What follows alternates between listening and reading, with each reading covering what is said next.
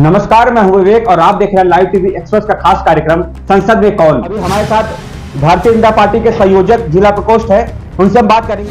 तो लोगों का ये कहना है कि भारतीय जनता पार्टी ने सबका विकास तो किया है लेकिन साथ नहीं किया। महिलाओं के लिए क्यों कार्य करती है, मुस्लिम महिलाओं को आप देखिए कितना जो है उनको बढ़ावा दिया जा रहा है। नाम चेंज करना मेन चीज वर्क होता है, कार्य करना। नाम चेंज अगर हो गया है तो उससे कोई बड़ी बात नहीं है। आपका नाम बीच में चेंज कर दिया जाए, अरविंद जी से कुछ और नाम कर दिया जाए, तो क्या इससे कुछ मतलब होगा? नाम चेंज करना कोई एक अहम मुद्दा है कि नाम बदलने से अपनी पहचान भारतीय जनता पार्टी बना रही, कितना सही है? नाम बदलने वाली बात है वो प्रदेश सरकार और केंद्र सरकार का मैटर है, उसमें ज्यादा नहीं कहना चाहेंगे। प्रधानमंत्री आवास योजना है, योजना बन गई है, वहां पर पोर्टल पड़ गया है।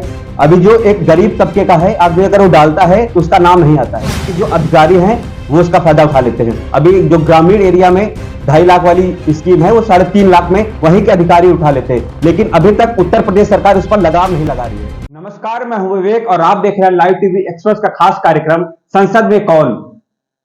चुनाव संग्राम लगातार जारी है, सभी पार्टियों में हलचल सी मची हुई है।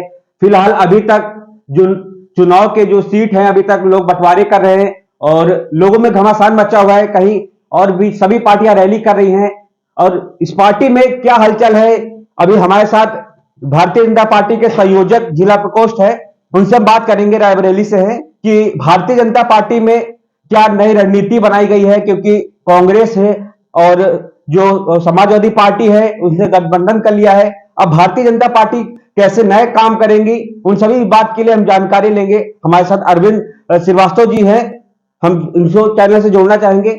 आपका बहुत नमस्कार। आप भारतीय जनता पार्टी से हैं, तो क्या लगता है कि जो गठबंधन कल हुआ है कितना कारगर होगा? देखिए, इंडिया गठबंधन के नाम से जो चल रहा है, आप खुद देख रहे हैं कि ये गठबंधन होने से पहले ही बिखर गया है।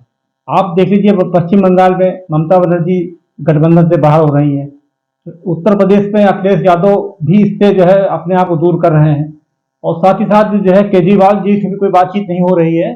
कुल मिलाकर के इंडिया गठबंधन जो बना हुआ है ये चुनाव से पहले बिखर गया है और ये भारतीय जनता पार्टी को और मजबूत कर रहा है और लोगों का रुझान भारतीय जनता पार्टी पर बढ़ रहा है। नहीं, जैसे रैली निकल रही है, जो न्याय यात्रा है निकल रही है, अभी आज आगरा में जाएगी, तो कैसे भारतीय जनता पार्टी कैसे अपने आप को सेफ रखेगी? भारतीय जनता पार्टी ने देखिए 5 वर्षों में फिलहाल जब से 2014 के बाद सरकार बनी है फुल मेजॉरिटी की, उसके बाद से भारतीय जनता पार्टी ने जो कार्य किए हैं, कितनी योजनाएं जो जन कल्याणकारी है, आप समझ लीजिए जो है प्रधानमंत्री जन गरीब अन्न योजना जो चल रही है, ये 2 लाख करोड़ रुपए सालाना की योजना है, जो कि हमारे 81 करोड़ जो हमारे जनता है यहाँ की है उसको जो है फ्री ऑफ कास्ट प्रत्येक व्यक्ति को 5 किलो अनाज फ्री ऑफ कास्ट दिया जा रहा है। और भी हमारे प्रधानमंत्री आदरणीय मोदी जी ने इस योजना को 5 वर्षों के लिए और बढ़ा दिया है।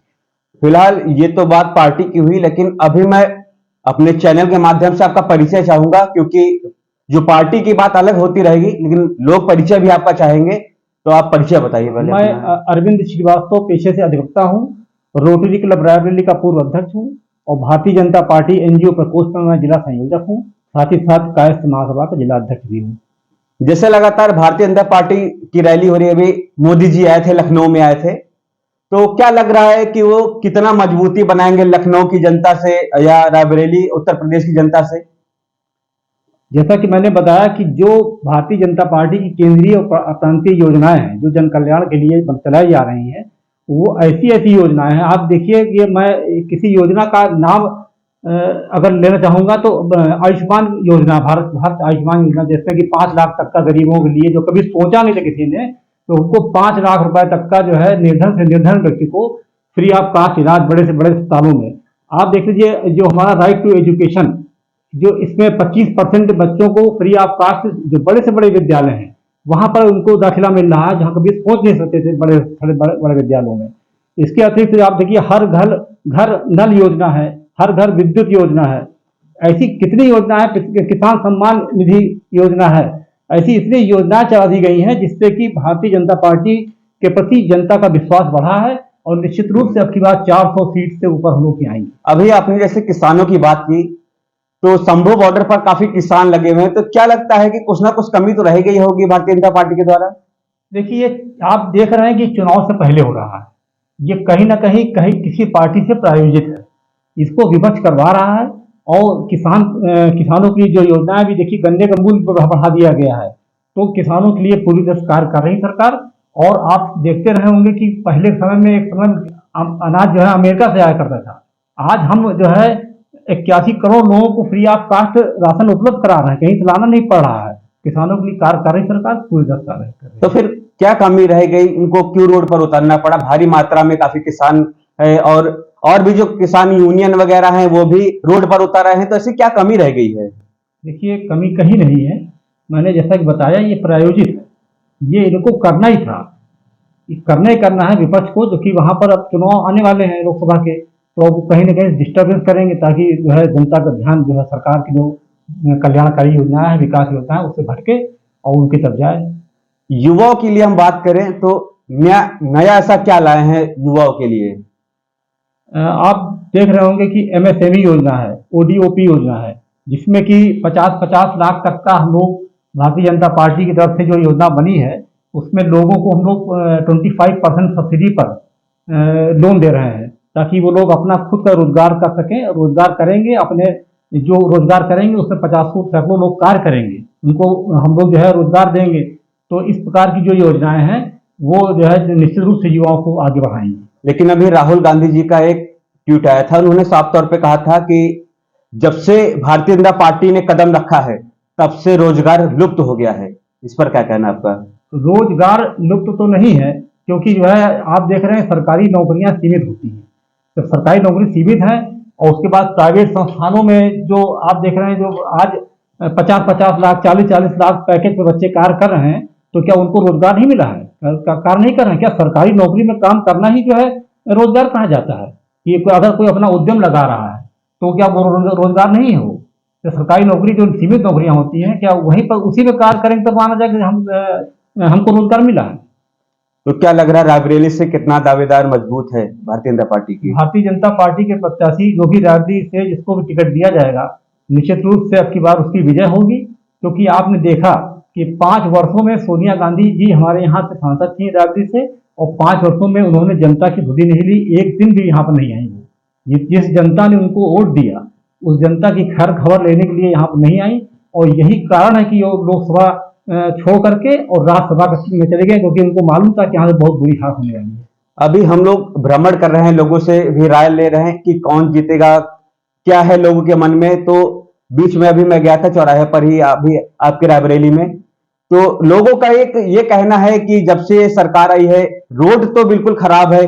पुल का कोई बता रहे थे, एक पुल है वहां पर, पुल नहीं बनाया गया, टूटा पड़ा हुआ है, रोड भी टूटी पड़ी है। तो कैसे आपके ही क्षेत्र में रायबरेली की जनता क्यों गुस्से में है, क्यों आक्रोशित है? देखिए, मैं बताना चाहूंगा आपको कि हमारे जो रोड के जो हमारे जो मिनिस्टर हैं केंद्रीय आदरणीय गडकरी जी, पूरे आप भारत का भ्रमण कर लीजिए, हम लोग भी भ्रमण करते रहते हैं, देखते हैं कि हर तरफ 4 लेन रोड बन चुकी है, एक्सप्रेस वे बन रहे हैं, और आप किसी भी जिले में चले आइए, हर जिले में आपको बाईपास मिलेगा। मैं पूछना चाहता हूँ, रायबरेली जनपद जो कि वीवीआईपी क्षेत्र रहा है, यहाँ पर इंदिरा गांधी परिवार क्षेत्र रहा है, कि आज पूरे रायबरेली में एक भी रिंग रोड नहीं बनी है, न ही एक रायबरेली के अंदर बाईपास बना हुआ है। एक बाईपास 10-15 सालों से बन रहा है, वो आज तक बन के तैयार नहीं हुआ है।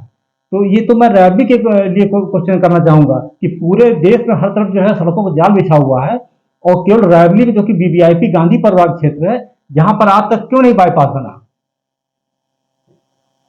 जो लोग का कहना है कि जब से भारतीय जनता पार्टी यानी केंद्र में है, तो उनको एक ध्यान देना चाहिए यहाँ पर बने। क्योंकि हमने और भी सवाल कहे थे कि कांग्रेस भी लगातार कर रही है जांच और आ रही है, रैली कर रही है, तो उसमें आपको क्या लगता है कि कांग्रेस की कहीं कमी है या फिर आपके जो नगर अध्यक्ष उनकी कमी है? तो जो लोगों का कहना है ये भारतीय जनता पार्टी के द्वारा किया जा रहा है, तो कैसे मेंटालिटी लोगों की बदलेगी आप? देखिए, नगर क्षेत्र के जो अंदर का विकास होता है वो नगर पालिका नगर निगम करती है। निश्चित रूप से रायबरेली नगर के क्षेत्र की सड़कें बहुत ही दयनीय स्थिति है, उनकी बहुत खराब स्थिति है। उसके लिए तो सीधी जो कि हमारे कांग्रेस पार्टी के यहाँ पर जो है नगर पालिका अध्यक्ष हैं, उनकी बहुत खराब कंडीशन है सड़कों की। और जो सरकार की बात जहाँ आपने किया, सरकार के द्वारा जो सड़कें पूरे NH और 4 लेन बन रहे हैं, उनकी स्थिति बहुत अच्छी है और बहुत हाई गुणवत्ता की बन रही है। अभी एक मामला चल रहा है, ट्रेंडिंग पर मामला है पेपर लीक का।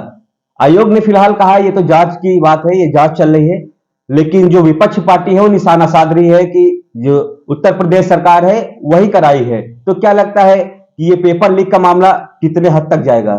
देखिए, कोई भी सरकार होती है वो एक प्रकार, जैसे हम परिवार के मुखिया हैं, तो हम क्यों चाहेंगे कि हमारे शासन काल में जो है इस प्रकार के उपद्रव हो या गलत काम हो। जहाँ तक आपने नकल वाली बात कही, तो उसमें जो जिन लोगों ने करा है उनके खिलाफ कार्रवाई होगी और बहुत सख्त कार्रवाई होगी। तो आप मानते हैं कि पेपर लीक हुआ है?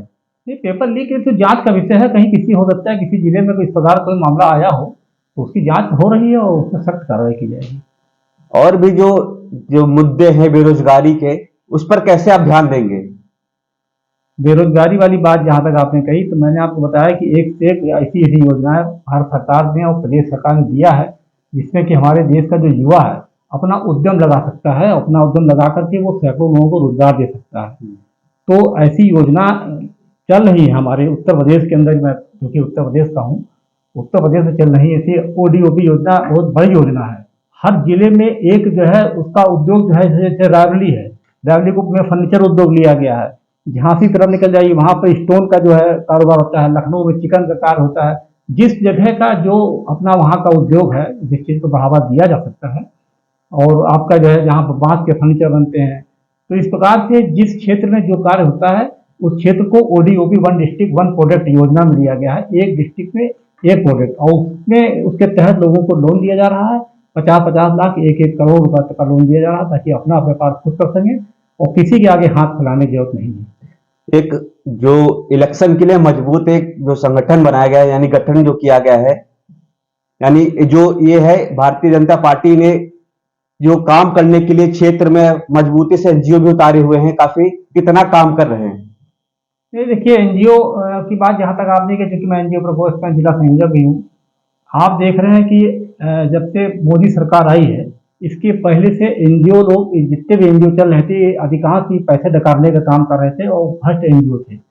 अब इधर जो है जो ब्लैक लिस्टेड एनजीओ है, उनको सबको जो है इनके बर्खास्त किया गया है, उनको रद्द किया गया है। अब जो भी एनजीओ कार्य कर रहे हैं वो बहुत अच्छा कार्य कर रहे हैं, और जहाँ भी कोई शिकायत मिल रही है उनके खिलाफ कार्रवाई की जा रही है। आपको नहीं लगता कि जो गठबंधन किया गया है कांग्रेस और समाजवादी का, अब तो साथ में न्याय यात्रा में भी जुड़ रहे हैं अखिलेश यादव जी, तो आपको नहीं लगता है कि इससे कहीं ना कहीं वोट बैंक में नुकसान होगा भारतीय जनता पार्टी को? देखिए, मन जब नहीं मिलता, इनका मन तो नहीं मिला है।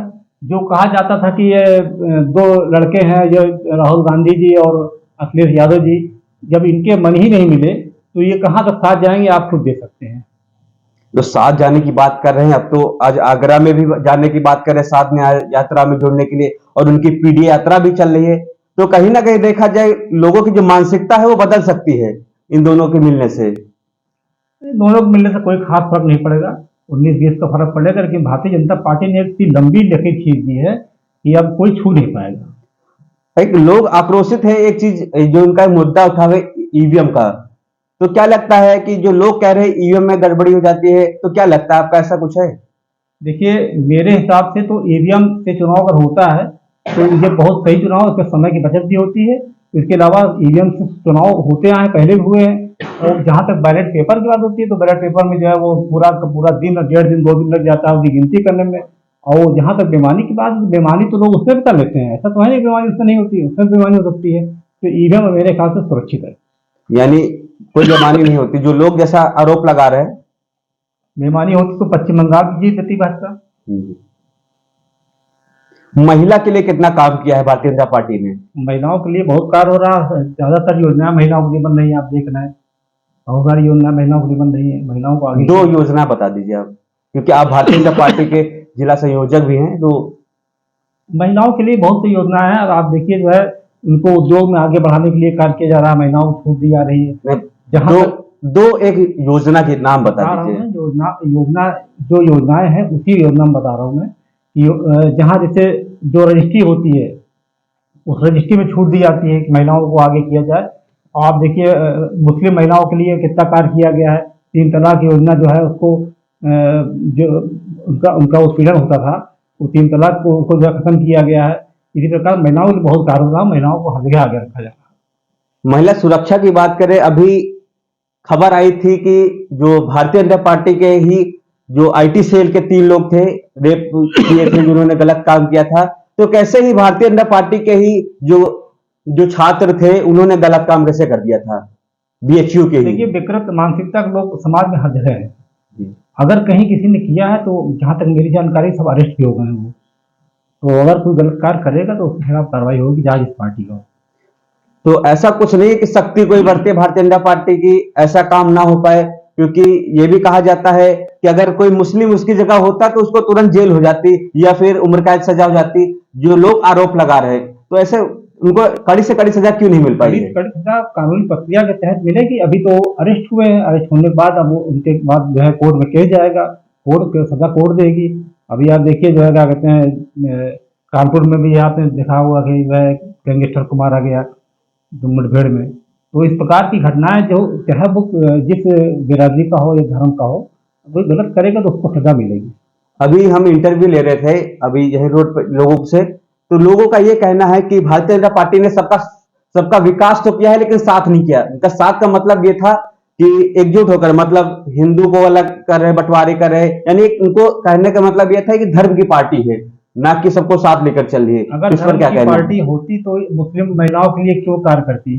मुस्लिम महिलाओं को आप देखिए कितना जो है उनको बढ़ावा दिया जा रहा है। उनको जहाँ भी सबसे बड़ी जो उनके लिए वो दुर्भावना थी उनके सबके मन में कि जो बुर्का प्रथा है, वो तो खैर चलिए मान लीजिए उनकी जो है उसमें है, लेकिन ये कि जो है क्या कहते हैं, ये जो 3 तलाक वाला है, इसको देखिए आप, ये उनके लिए हितकारी नहीं है। यानी आपका तौर पर कहना है कि सबका साथ सबका विकास नारा सही है। सबका साथ सबका विकास है, और किसी जितनी भी योजनाएं उसका हम जहाँ तक मुझे लगता है कि उसमें से 50% से ज़्यादा तो हमारे मुस्लिम महिलाएं मुस्लिम पुरुष उसका लाभ उठा रहे हैं। जो भी सरकार की योजना चल रही है, उज्ज्वला योजना देखिए, हर घर में जो है जो महिलाएं जो है चूल्हे में फूंक फूंक करके परेशान हो जाती थी, आज सबको जो है गैस मिल गई, घर घर गैस मिल गई। और सबसे बड़ी चीज़ देखिए कि ये 2014 से पहले जो सरकारें थी, सुबह सुबह 4 बजे से लोग जाके लाइन लगाते थे गैस के लिए आकर के, ब्लैक में लेके आते थे और आधा सिलेंडर लेके आते थे। आज खाली आप एक फोन कर दीजिए, मैसेज कर दीजिए केवल, आप घर आपके गैस आप घर में आ जाती। जैसा आपने कहा भी कि हर घर जो गैस योजना है वो मिली है, लेकिन कहीं ना कहीं देखा जाए गैस तो यानी वितरित कर दिया गया है, लेकिन गैस उन्हीं लोग को मिला जो गरीब हैं। लेकिन जो गैस भराने की प्रक्रिया, यानी काफी ऐसे भी घर है, हम जाकर इंटरव्यू लिए हैं और सर्वे किए हैं, तो काफी घर ऐसे भी हैं वो सिलेंडर उठा के रख दिए क्योंकि उनके पास पैसा नहीं भराने का। तो ऐसे में क्या भारतीय जनता पार्टी क्या योजना और बना सकती है? देखिए, हम योजना बना सकते हैं, लोगों को कार्य दे सकते हैं, मनरेगा के तहत कार्य दिया गया है ना। तो अब कोई कार्य ना करना चाहे, घर बैठे खाना चाहे, तो ऐसी पोजीशन में तो काम तो करना ही पड़ेगा, बगैर काम करे कहाँ गुजर किसी का है। ऐसे जैसे अभी 60 साल योजना थी जो पैसा दिया जाता था, ऐसे युवाओं के लिए क्या योजना नई चीज ला सकते हैं? कुछ आपके माइंड में होगा कि ऐसा करे तो भारतीय जनता पार्टी और भी आगे तक जाए? देखिए, बड़ी बड़ी फैक्ट्रीज लगाई जाए अपने इंडिया में, जो हमारे भारतवर्ष में उद्योग को बढ़ावा दिया जाए, ताकि जो है हमारे देश का युवा कहीं बाहर न जाए, वो यही तो कार्य करे, उनको अच्छी सैलरी पर कार्य मिले। अगर ये हो जाएगा तो अपने आप अपना देश समृद्धशाली बन जाएगा। यानी आपके कहने का मतलब उद्योग से, शिक्षा से नहीं है? ये शिक्षा के बाद देखिए, शिक्षा तो मूल चीज है। शिक्षित तो होने पर बगैर शिक्षित के हम उद्योग कैसे कर सकते हैं? कोई भी कार्य के लिए सबसे पहले शिक्षित होना जरूरी नहीं है। तो तभी आपसे पूछा कि ऐसा क्या चीज किया जाए, तो आपने उद्योग की बात की, लेकिन शिक्षा की कहीं ना कहीं रह गया था। शिक्षा तो देखिए, शिक्षा तो सबको शिक्षा के लिए जहां तक आप बता रहे हैं 25% शिक्षा, मैंने बताया कि क्लास 8 तक का 25% बच्चों को, जो गरीब बच्चे हैं, उनको आरटीई के तहत फ्री ऑफ कॉस्ट हर बड़े से बड़े स्कूल में शिक्षा दी जा रही है। आपने देखा होगा 25% कम नहीं होता, बहुत होता है। जहाँ बच्चे बड़े स्कूलों केवल बाहर से देखा करते थे, वहां पर आज अंदर घुस के पढ़ रहे हैं वहां पर गरीब से गरीब बच्चे। और उनको हर साल, अभी मेरा विद्यालय चलता है, मेरे विद्यालय में 25% बच्चे आरटीई के तहत आते हैं और वो पढ़ते हैं। उनको पूरा, उनके साथ जो है हम लोग अच्छा व्यवहार करते हैं। यानी अपोजिट पार्टी है जो भी कटाक्ष कर रही है भारतीय जनता पार्टी पर, वो कहीं ना कहीं झूठे हैं। झूठा क्या, इससे पहले काम नहीं किया ना, अब इधर काम हुआ है, काम दिखाई पड़ा है, तो अब वो बौखलाए हुए हैं, तो कुछ ना कुछ तो बोलेंगे ही। समाजवादी ने मेट्रो तो निकाल दी ना लखनऊ में, अब काम तो किया ही है ना। मेट्रो का जो पेमेंट होता है, आपको मालूम होगा, उसमें 50% से अधिक पेमेंट जो है वो केंद्र से आता है। और भारतीय जनता पार्टी की सरकार केंद्र अगर चाहती तो रोक देती उसको, लेकिन वो भारतीय जनता पार्टी ऐसा काम नहीं करेगी। उसमें पेमेंट जो होता है, उसका पैसा जो आता है वो केंद्र से भी आता है प्रदेश कभी और समाजवादी ने डायल 100 भी किया था, अब लेकिन उनका नाम चेंज कर दिया गया, 112 कर दिया गया। लेकिन नाम चेंज स्थिति होती है उससे किया जाता है, वैसे कोई बड़ी बात नहीं है सर। जिलों के नाम चेंज जाते हैं। अब जो मान लीजिए पुराने समय में कोई ऐसा नाम चला आ रहा है, आज हम हमारी सरकार जैसे आई है तो उसने देखा कि ये इस नाम होना चाहिए, जैसे अब अपना फैजाबाद का नाम अयोध्या किया गया। इसी प्रकार नाम चेंज करना मेन चीज वर्क होता है, कार्य करना। नाम चेंज अगर हो गया है तो उससे कोई बड़ी बात नहीं है, कार्य होना चाहिए। ऐसा नहीं लगता कि नाम चेंज करने से कोई, आप ही कह रहे हैं कि नाम चेंज करना कोई मतलब नहीं, तो नाम अगर चेंज करे इतना करोड़ों का खर्चा होता है, तो वो खर्चा कहीं समाज में आकर लग जाए या कुछ विकास के काम में लग जाए, तो जिससे लोग का फायदा हो, नाम बदलने से क्या मतलब है? आप बताइए। जो बाबर और औरंगजेब के जमाने से नाम चले आ रहे हैं, उसमें अगर मान लीजिए नाम चेंज किया गया तो उसमें क्या गलत किया गया? अच्छा ठीक है, आपका नाम बचपन में जो रखा गया है अरविंद जी रखा गया, अगर अभी बीच में आपका नाम चेंज कर दिया जाए, क्या कोई मतलब होगा नाम चेंज करने हम से? लोग आजादी के बाद पैदा हुए, आजादी से पहले तो पैदा नहीं हुए। आजादी से पहले जो गलत काम हुए उसको उसको तो परिवर्तन करना ही नहीं, चाहिए। आप मेरी बात को बताइए। जैसे आपका नाम बीच में चेंज कर दिया जाए, अरविंद जी से कुछ और नाम कर दिया जाए, तो क्या इससे कुछ मतलब होगा? नाम चेंज करना कोई एक अहम मुद्दा है? कुछ आप बताइए। हम एक अयोध्या की बात ले रहे हैं। अयोध्या में देखिए कितनी योजना, कितना रोजगार वहां पर बढ़ा के आज अयोध्या अयोध्या हो गई है। नाम चेंज करना मतलब नहीं है। आप फैजाबाद से अगर अयोध्या कर दिया गया है तो उससे क्या मतलब? हमारा मेन मकसद है कि हमारा वहाँ कार्य कितना नहीं, हो रहा है। अयोध्या तो एक जगह थी, बिल्कुल कर दिया गया वहां, लेकिन पूरे जिले को अयोध्या में कर दिया गया। और अयोध्या छोड़िए, अभी कई ऐसी जगह है जिसका नाम बदला जा रहा है। लखनऊ का भी नाम अभी सुनने में आ रहा है कि बदला जाएगा। तो क्या लगता है कि नाम बदलने से अपनी पहचान भारतीय जनता पार्टी बना रही, कितना सही है? इन नाम बदलने वाली बात है वो प्रदेश सरकार और केंद्र सरकार का मैटर है, उस पर हम ज्यादा नहीं जानना चाहेंगे। मेन चीज है कि हमारे देश का युवा मजबूत हो। युवा यही चाह रहा है कि नाम ना बदलने के बाद हम लोग पर विकास किया जाए कुछ। तो नाम वही तो कहें, इतनी योजनाएं ला दी गई हैं कि आप कार्य करिए। कार्य जो कार्य करेगा वही आगे बढ़ेगा, जो काम नहीं करेगा घर बैठेगा तो वो काम कहाँ आगे बढ़ पाएगा फिर वो। योजना आप कह रहे हैं चल रही है, तो काफी ऐसी योजना भी ढक चल रही है। योजनाएं जो है चल रही है, योजनाओं का लाभ लेने के लिए अप्लाई करें। उसके बाद वहां पर जहाँ कोई दिक्कत समस्या आती है वहां पर जो है प्रॉपर फोरम। आपने कहा कि अप्लाई करें, जैसे आपने कहा प्रधानमंत्री आवास योजना है, योजना बन गई है, वहां पर पोर्टल पड़ गया है। अभी जो एक गरीब तबके का है आदमी, अगर वो डालता है तो उसका नाम नहीं आता है। वहां के जो अधिकारी हैं वो उसका फायदा उठा लेते हैं। अभी जो ग्रामीण एरिया में 2.5 लाख वाली स्कीम है, वो 3.5 लाख में वहीं के अधिकारी उठा लेते हैं। लेकिन अभी तक उत्तर प्रदेश सरकार उस पर लगाम नहीं लगा रही है और उन अधिकारियों, भ्रष्ट अधिकारियों पर कोई कार्रवाई नहीं की जा रही है। इस पर क्या कहना है? कि आप जानते हैं कि हमारे इंडिया में, भारतवर्ष में 140 करोड़ जनता होने वाली है, जनसंख्या जो यहाँ की है। तो ऐसे में हम जो बजट बनाते हैं अपने साल भर का या 5 साल का, तो उसमें हम जो है सबको तो हर चीज दे नहीं सकते। हम जो बजट बनाते हैं उसमें मान लीजिए हमने तय किया कि हमको 1 लाख लोगों को घर देना है, तो 1 लाख लोगों को घर दिया जाता है। अगर मान लीजिए उसको 50 लाख लोग भर देंगे तो उसको एक क्रम बाई क्रम होगा, अगले साल की योजना में उसमें भरेंगे।